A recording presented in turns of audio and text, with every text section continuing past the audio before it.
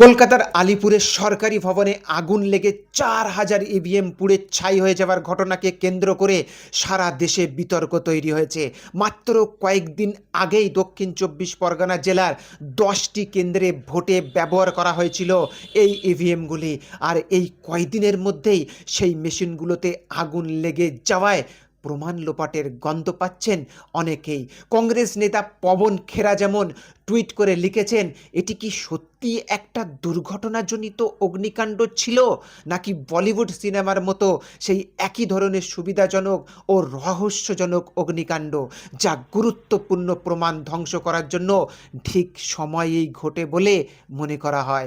আগুন লাগার ধরন দেখে খোদ এ রাজ্যের বর্তমান সরকারের দমকল প্রতিমন্ত্রী কৌশিক চৌধুরী নিজেই সংবাদ মাধ্যমের কাছে দাবি করেন যে এটি কোনো স্বাভাবিক আগুন নয়, এর পেছনে অন্তর্ঘাত বা ষড়যন্ত্রের যোগসূত্র থাকতে পারে।